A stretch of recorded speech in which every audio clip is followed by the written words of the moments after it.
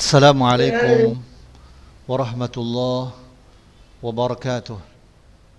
Waalaikumsalam Waalaikumsalam warahmatullahi warahmatullahi wabarakatuh. wabarakatuh. Alhamdulillah wassalatu wassalamu ala Rasulillah wa ala alihi wa sahbihi wa mawalah. Anak-anak Ustaz yang Ustaz cintai dan Ustaz banggakan, kita bersyukur kepada Allah Subhanahu wa taala atas seluruh nikmatnya dan karunia-Nya yang masih Ia berikan kepada kita. Kemudian salawat dan salam kepada Rasulullah sallallahu alaihi wasallam dan seluruh para sahabatnya serta para pengikutnya sekalian. Anak-anak Ustaz yang Ustaz cintai dan Ustaz banggakan, kaifa halukum? Alhamdulillah ya khair. Ya khair Ustaz, Ya, alhamdulillah. ya, alhamdulillah. Ya, mudah-mudahan Allah Subhanahu wa taala melindungi kita semuanya ya dan tetap memberikan kepada kita kesehatan ya di saat-saat ya lagi mewabahnya ya wabah ya pada ya saat-saat sekarang ini. Kita akan melanjutkan kembali pembahasan kita yang mana sebelumnya ya ada terputus. Pembahasan kita yang sebelumnya terakhir bahwa ketika kita membaca at-tahiyat ya at-tahiyatul lillah wassalawatu wattayyibat.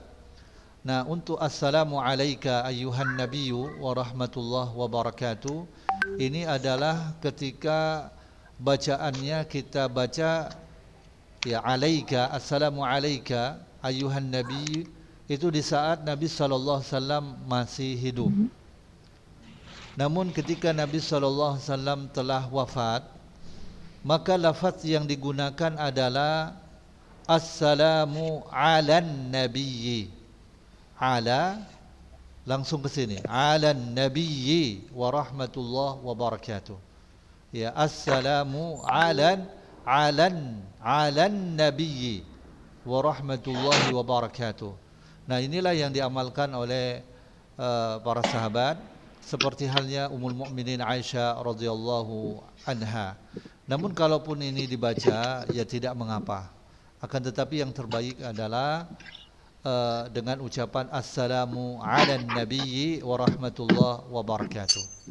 Ya, kemudian kita lanjutkan ya sampai ya kita membaca selawat.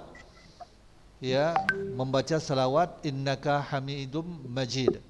Nah, untuk rakaat yang kedua, tasyahud yang pertama, ya, itu yang terbaik adalah kita membaca at-tahiyat itu sampai innaka hamidum majid. Ya, namun kalau dia padakan sampai wa ashhadu anna Muhammadan abduhu wa rasuluhu tidak mengapa. Tapi yang terbaik kita membaca selawat dan membaca selawatnya itu sampai innaka hamidum majid. Tidak hanya membatasi Allahumma salli ala Muhammad saja. Ya, jadi yang terbaik itu sampai innaka hamidum majid. Dan kalaupun ada waktu bagi kita untuk membaca doa, tidak mengapa kita membaca doa. Ya, membaca doa yang diajarkan Nabi seperti Allahumma hasibni hisaban yasira. Ya, doa-doa yang tidak panjang, Rabbi qina azabaka yauma tab'atsu ibadak. Karena itu juga mustajab ya untuk berdoa. Ya. Ya, setelah kita memuji Allah dan kemudian membaca selawat, maka dianjurkan juga membaca doa. Sedangkan hadis yang menyebutkan bahwa tasyahud yang pertama itu lebih cepat ya, lebih cepat dari tasyahud yang kedua, itu riwayatnya lemah. Ya, riwayatnya lemah. Ya. Jadi ketika kalau tasyahud yang terakhir, baik dia adalah rakaat salatnya adalah cuma 2 rakaat seperti halnya salat subuh, kalau salat maghrib di rakaat yang ketiga, kalau salat yang 4 rakaat ya tasyahudnya itu ya pada rakaat yang keempat, maka kita membaca at-tahiyat ini, kemudian dilanjutkan selawat, dan kita membaca doa yang diajarkan oleh Nabi SAW ini, yaitu hendaknya kita menghafal doa ini. Allahumma inni a'udzubika min azabi jahannam. Ya, Allahumma inni, kalau sini kan berlindung dari neraka jahanam. Jadi baca doanya, Allahumma inni a'udzubika min azabi jahannam wa min azabil qabri wa min fitnatil mahya wal mamat wa min fitnatil masihid dajjal. Dan boleh ditambah dengan doa-doa yang lainnya, doa yang diajarkan oleh Nabi SAW. Itu sangat banyak sekali. Antum bisa lihat dalam kitab Sifat Salat Nabi yang ditulis oleh Syekh Muhammad Nasiruddin Al-Albani. Beliau menyebutkan bacaan-bacaan doa Nabi SAW ya di dalam tasyahud, yaitu setelah membaca salawat. Itu banyak sekali. Dan boleh juga kalau ya, tidak mengapa kita membaca doa-doa yang jelas baiknya, manfaatnya jelas, seperti doa untuk kedua orang tua, tidak mengapa. Sebagaimana yang disebutkan oleh Syekh Abdul Aziz bin Baz rahimahullah ta'ala, tidak mengapa kita membaca doa Allahumma gfirli wali walidayya warhamhuma kama rabbayani saghira, dan juga doa untuk ampunan untuk kaum muslimin. Ini manfaatnya kejelas ya, karena Nabi SAW menyebutkan dalam hadis hendaknya ia membaca doa yang dia pilih. Nah, doa yang dia pilih ini adalah doa yang memang jelas bermanfaat. Jadi ini dia ya. Kemudian mengucapkan salam, Assalamualaikum warahmatullah ke kanan, dan ke kiri Assalamualaikum warahmatullah. Ya, itu dia. Nah, untuk wanita sama ya. Untuk wanita salatnya itu sama seperti halnya laki-laki, tidak ada perbedaan. Inilah menurut pendapat yang kuat, tidak ada perbedaan. Ya, kalau misalkan laki-laki ketika sujud, khususnya ketika dalam salat sendiri, itu agak merenggangkan tangannya. Karena Nabi SAW ketika sujud itu bisa kelihatan ketiaknya, jadi agak dilebarkan tangannya sehingga anak kambing itu bisa masuk dari celah tangannya itu. Jadi perempuan begitu juga, perempuan juga tidak seperti itu juga, artinya tidak ada perbedaan, ya, tidak ada perbedaan antara laki-laki dan perempuan. Nah, kemudian kita membahas tentang fasal perkara-perkara yang dimakruhkan. Ya, perkara yang dimakruhkan. Ya, wa yukrahu fi shalah iltifatuhu.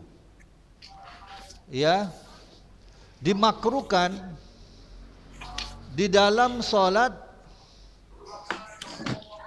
iltifatuhu. Ya, iltifat itu artinya adalah menoleh, ya, menengok, ya, menoleh di dalam solat tanpa adanya alasan. Ya, di dalam ya ini makruhnya untuk menoleh, ya, menoleh sedikit dalam solat tanpa alasan. Ini berdasarkan sabda Nabi SAW ketika Nabi SAW ditanya tentang masalah menoleh, menengok, ya, artinya matanya ke sana kemari di dalam solat. Nabi SAW mengatakan, huwa ikhtilasun yakhtalisuhu syaitan min salatil abdi. Itu adalah suatu pencurian tersembunyi yang dilakukan oleh setan dari solat seorang hamba. Ya, apabila seseorang menoleh karena ada kebutuhan, maka ini tidak mengapa. Ya, seperti orang yang ada keperluan untuk meludah ke kiri dalam solat, sebanyak 3 kali untuk ya menghilangkan waswas, ada waswas ya di dalam hatinya, gangguan setan. Jadi ketika sholat jadi nggak mengapa ya kita untuk menghilangkan waswasnya itu, karena setan itu ada di kirinya. Jadi ke kiri ya dengan meludah ke kiri 3 kali. Tapi jangan diamalkan waktu sholat berjamaah. Jangan diamalkan di dalam sholat berjamaah. Ya, karena kalau kita amalkan dalam sholat berjamaah ada was-was di dalam hati kita. Ya, kemudian kita ke kiri, kita meludah ke kiri 3 kali, maka orang yang di kiri kita pasti akan menabok kita, ya kan? Pasti akan dipukul kita kan? Ini sholat kok meludah di ludahnya. Nah, ini jangan diamalkan itu waktu sholat sendirian. Kalau ada was-was, ya, maka ini tidak mengapa. Dan bahkan Nabi SAW memerintahkannya itu kalau ada was-was. Jadi meludah ke kiri. Jadi itu tidak mengapa.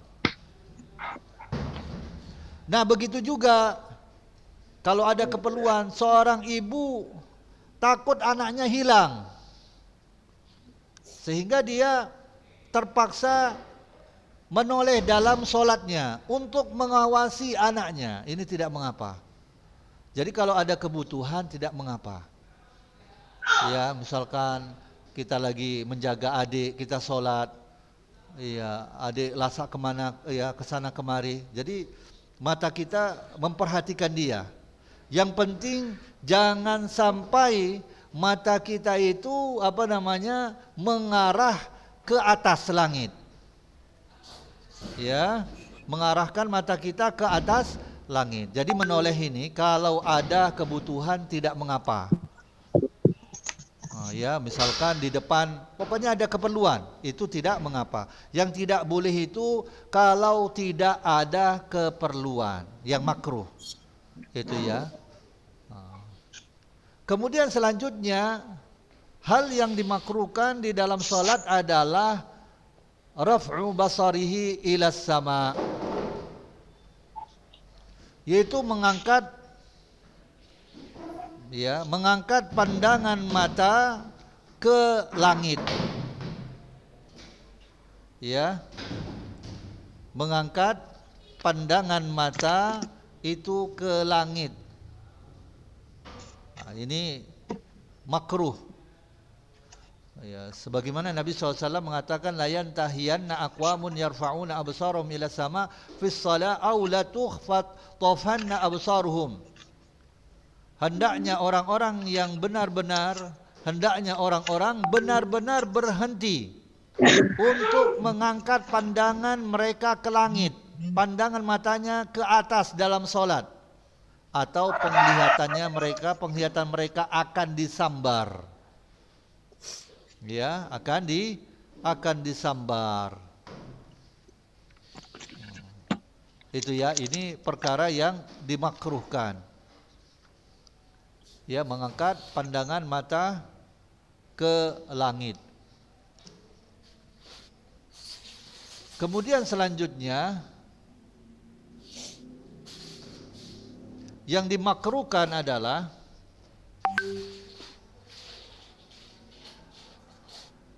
mendudukkan dan membentangkan dua siku. Maksudnya meletakkan siku itu ke tanah, ke lantai. Ya, ketika sujud. Ya. Ketika sujud. Ini adalah perkara yang makruh. Meletakkan, menempelkan kedua lengan di lantai saat sujud. Ya, karena Nabi SAW bersabda, "I'tadilu fis sujud wa la yabsud ahadukum zira'aihi imbisatal kalbi." Bersikaplah pertengahan dalam sujud, dan janganlah salah seorang di antara kalian meletak kedua lengannya ke tanah seperti menghamparnya anjing. ya, seperti menghamparnya anjing. Ya, itu. Kemudian perkara yang dimakruhkan di dalam sujud adalah abasuhu wa takhassuruhu. Ya, abasuhu yaitu berbuat banyak, melakukan perbuatan sia-sia dalam solat. Abasuhu, banyak melakukan perbuatan sia-sia dalam solat.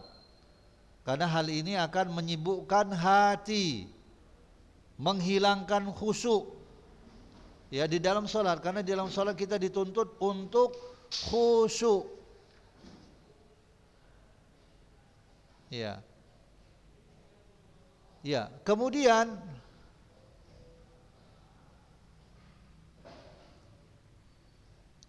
takhassuruhu, hal yang dimakruhkan adalah bertolak pinggang.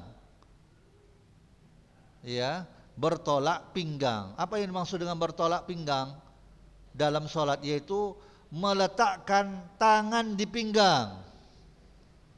Ya, ya, meletakkan tangan di pinggang. Ya, ya, seperti seperti preman, ya kan? Ya, ini dilarang bertolak pinggang. Nabi SAW melarang seorang lelaki solat dalam keadaan takhassur, bertolak pinggang.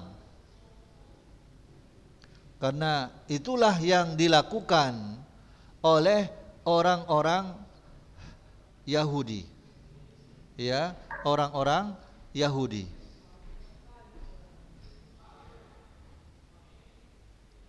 Ya, kemudian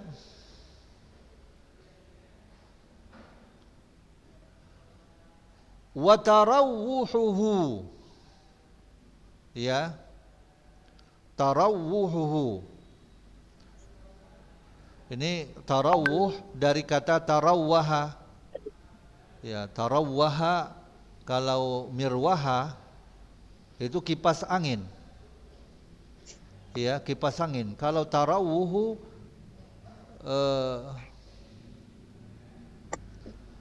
di sini wallahu alam bisawab. Kalau secara bahasa artinya menggunakan apa ya? Kipas ya, pakai kipas ya. Ya, dia ketika sholat kipasan. Ya, karena panas, ya kipasan. Nah, ini makruh ini. Sangat panas sekali, kemudian dia ambil apa? Ya, kipasan. Ya, ini yang apa namanya? Yang wallahu a'lam bishawab. Tapi kalau kita sholat menggunakan kipas angin, nah ini tidak masalah. Tapi maksudnya di sini adalah kita sholat ya dengan kita bawa kipas angin ya, karena panas, ada apa namanya kipas ya, atau buku ya, kita mengipaskan ke tubuh kita supaya dingin. Nah, ini makruh ini. Ya, ini makruh. Wallahu alam. Karena yang saya tahu ini tarawwaha bil mirwaha, ini berkipasan artinya. Ya. Namun ini wallahu ya, mungkin untuk saat ini tidak ada yang melakukan yang seperti ini. Yang ada paling ketika sholat dia menggunakan kipas angin atau menggunakan apa namanya AC. Nah, ini tidak mengapa. Ya, ini tidak mengapa. Ya, kemudian yang dimakukan wa farqa'atu asabi'ihi. Ya, farqa'ah. Kalau di kamus ini Ustaz belum mendapatkan ya, farqa'ah ya artinya membelah, meletus, menggigit, menarik dengan cepat, meletup, meledakkan, memicu. Nah, ini arti secara bahasa. Ya, ada yang menyebutkan apa?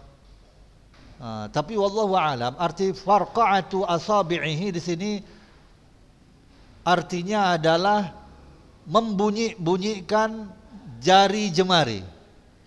Ya, membunyikan jari jemari. Walaupun kalau di dalam kamus artinya meledak, meletus, ya artinya membunyikan ya. Ya, meletupkan apa namanya? Meletupkan jari jemari. Nggak mungkin kita letupkan ya kan? Jari jemari kita letupkan kan? Nggak mungkin. Artinya di sini apa? Membunyi-bunyikan jari jemari. Farqa'atu asabi'ihi.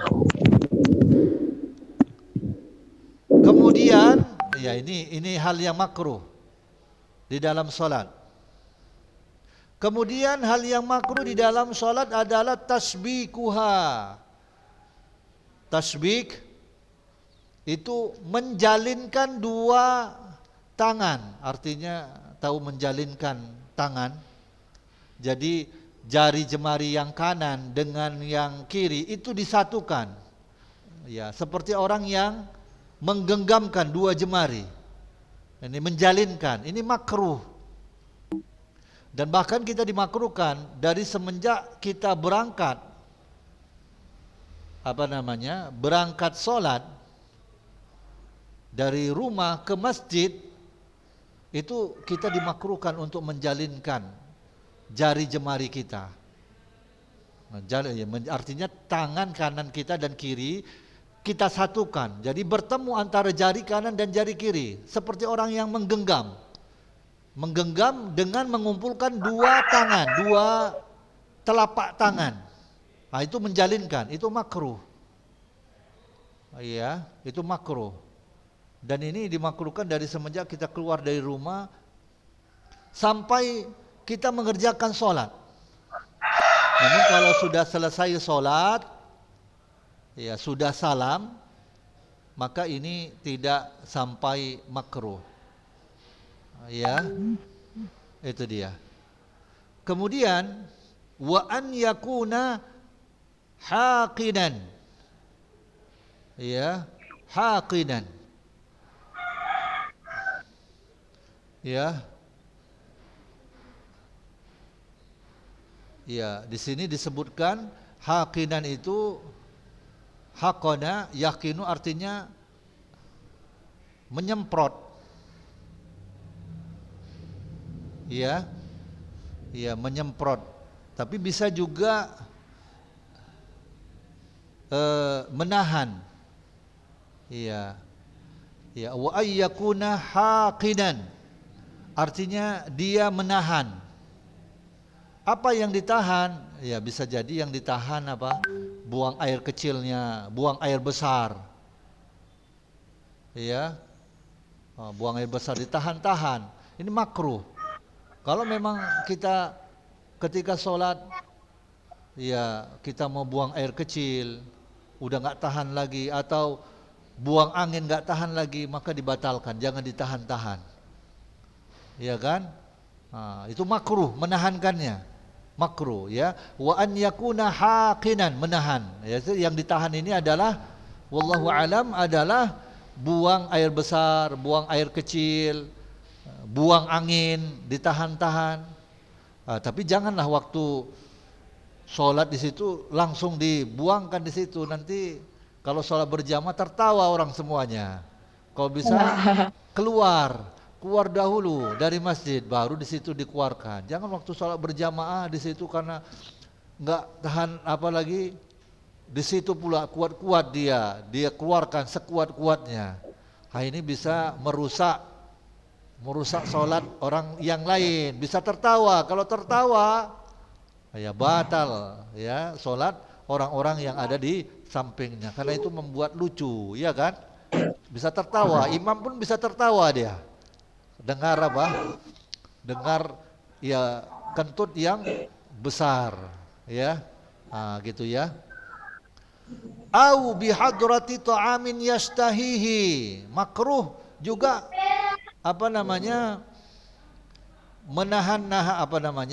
menahan untuk makan. Ya. Padahal bihadrati ta'am, makanan itu sudah disediakan. Dia yastahihi, dia ingin untuk makan. Dia tinggalkan makan itu.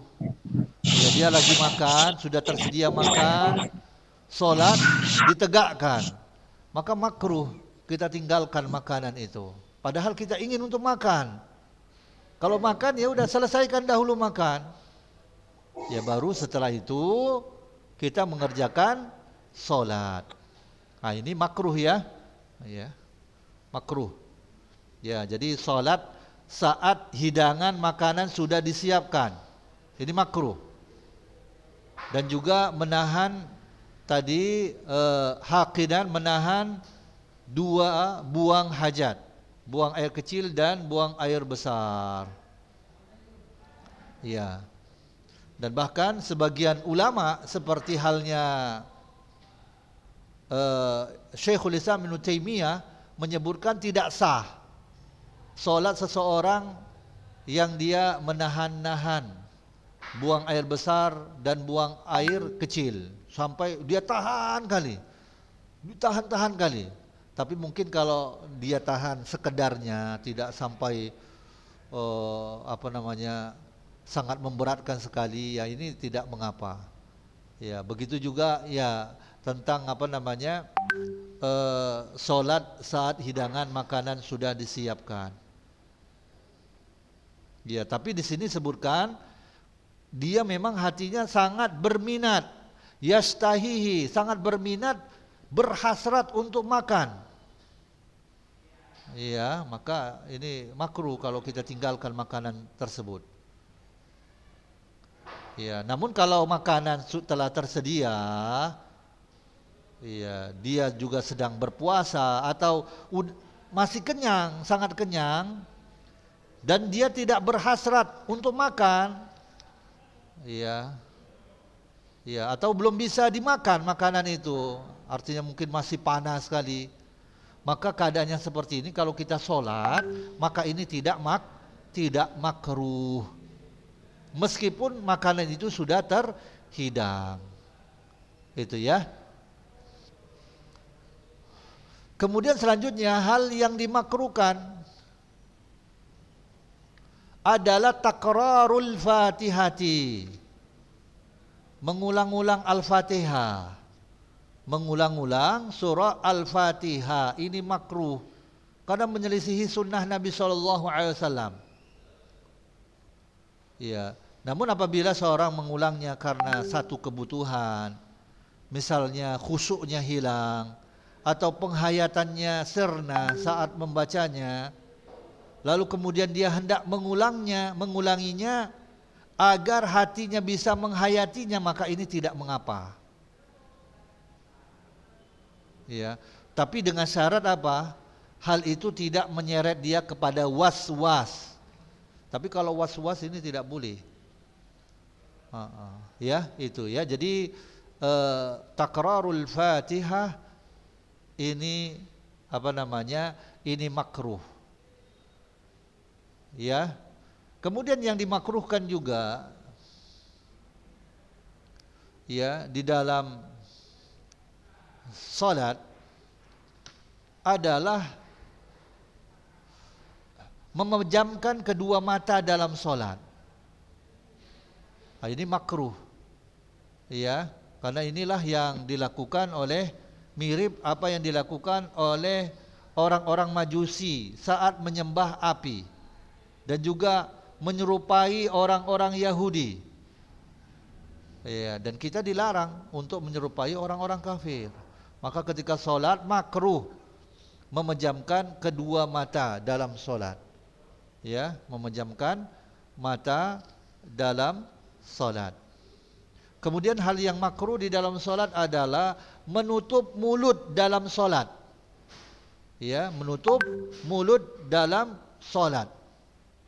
Nah, ini hukumnya makruh. Maka karenanya ya bagi wanita yang bercadar ketika salat maka hendaknya dia tidak memakai cadar. Karena ada ya makruh hukumnya. Kecuali kalau ada kebutuhan.